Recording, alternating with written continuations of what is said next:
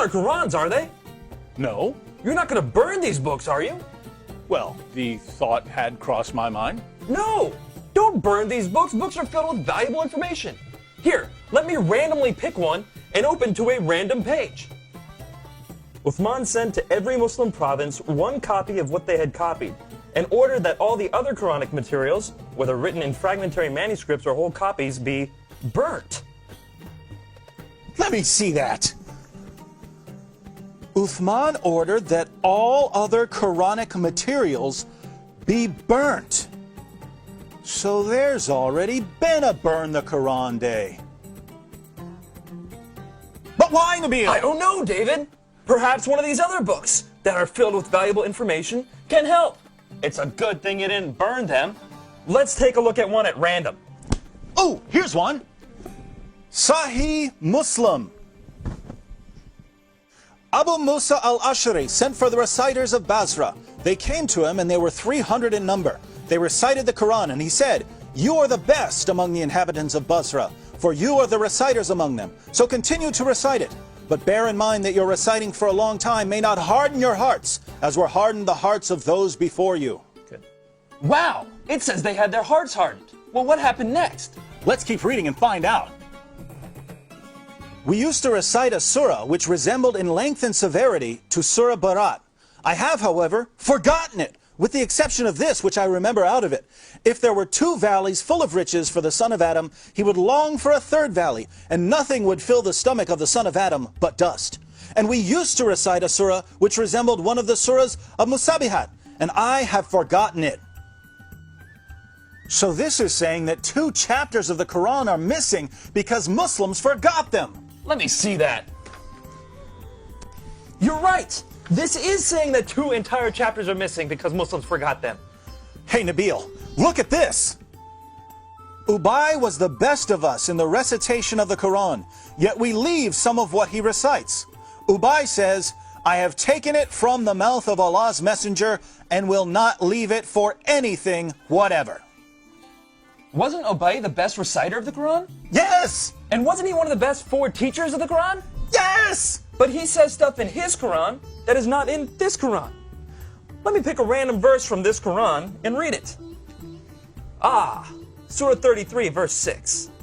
The Prophet is closer to the believers than their own selves, and his wives are their mothers. Oh look, here's a footnote. In some qira'as, like that of Ubay ibn Ka'b, occur also the words, "and he is a father of them." So Ubay, one of Muhammad's top teachers of the Quran, had words in his Quran that aren't in this Quran.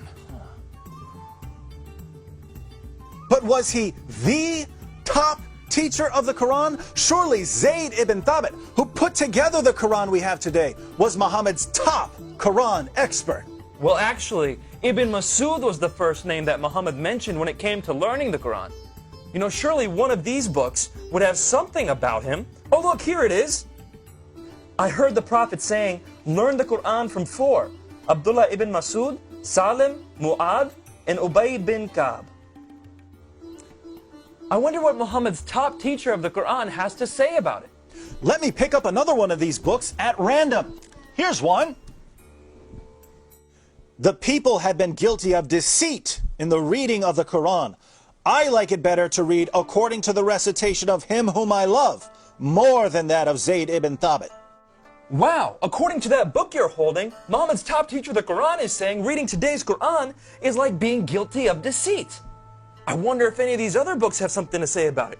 Here, let me look at this one. Oh, there it is. O you Muslim people, avoid copying the Mus'haf and recitation of Zayd bin Thabit. By Allah, when I accepted Islam, he was but in the loins of a disbelieving man. And it was regarding this that Abdullah bin Masud said, "O people of Al-Iraq, keep the masahif that are with you and conceal them." So Muhammad's top teacher of the Quran says that today's version is deceptive and that we should avoid copying and reading it. But now I'm confused, Nabil. Muslims have always told me that the Quran has been perfectly preserved right down to the letter and that the evidence proves this. That's what I was always taught. I'm sure one of these books will tell us that the Quran was perfectly preserved. How about that one? Let's see. It was narrated that Aisha said, "The verse of stoning and of breastfeeding an adult 10 times was revealed, and the paper was with me under my pillow. When the messenger of Allah died, we were preoccupied with his death, and a tame sheep came in and ate it?" The verse of stoning and the verse of breastfeeding? David, are these verses in the Quran? No! Then why not? Because Aisha's sheep ate them! David, we should read all these books and get to the bottom of this.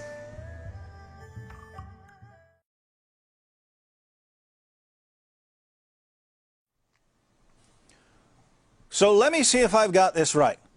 Muhammad died, and no one had compiled the Quran. The people who had memorized large sections of the Quran were sent into battle by Abu Bakr, and they were slaughtered. Muslims lost a ton of the Quran that day. Abu Bakr didn't want to lose any more, and so he had Zayd ibn Thabit put together what was left and compiled it into a manuscript. And soon thereafter, people started compiling their own manuscripts, and large disputes began to happen over what should be included in the Quran.